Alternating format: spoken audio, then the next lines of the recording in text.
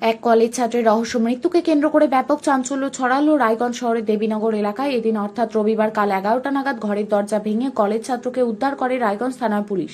এই তরুণের মৃতদেহ উদ্ধার করে ময়না তদন্তের জন্য রায়গঞ্জ মেডিকেল কলেজ হাসপাতালে মর্গে পাঠায় পুলিশ।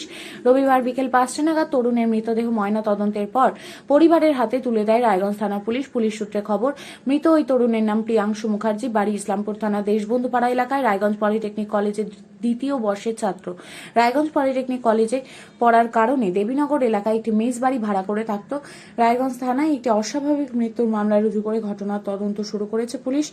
মৃত তরুণের কাকা সরজিৎ বিশ্বাস বলেন, আপনার নাম? আমার নাম সরজিৎ বিশ্বাস।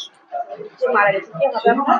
আমার ভাস্তা হবে কি নাম ওনার? প্রিয়াংশু মুখার্জি। বয়স কত? 21 বছরের মতন। বাড়ি কোথায়? আমাদের ইসলামপুর দেশবন্ধু পাড়া। এখানে কোথায় থাকতো? এখানে মেসে থাকতো একটা। মেয়েছে। হ্যাঁ, কি বলছিল? বলতে পারছি না, আমরা আজকে শুনলাম সকালে এসে, তারপরে জানলাম। মাঝখানে তো কিছু বলেনি সেরকম, হঠাৎ এসে। পড়াশোনা করতো? হ্যাঁ, পড়াশোনা করতো, রাত্রিবেলা যেরকম পড়ে সেরকমই বললে পড়তো। ওর বন্ধু বান্ধবরা বলছে যে ওর 3টে সাড়ে 3টে অব্দি জেগে ছিল নাকি সকালে, তারপরে বলতে পারছি না। এটাই হচ্ছে কোন ক্লাসে পড়তো? পলিটেকনিকে বোধহয় সেকেন্ড ইয়ারে থেকে বা থার্ড ইয়ারে উঠবে। কোনো গন্ডগোল ঝামেলার কথা কিছু শুনেছেন? না, এখনো শুনিনি গন্ডগোল বা ঝামেলা, কারণ এর মধ্যে কিছু হয়ওনি। আমার সঙ্গে কালকে দুপুরে হোয়াটসঅ্যাপে জিজ্ঞাসা করেছি কি খবর, তো কিছু বলেনি তেমন কিছু।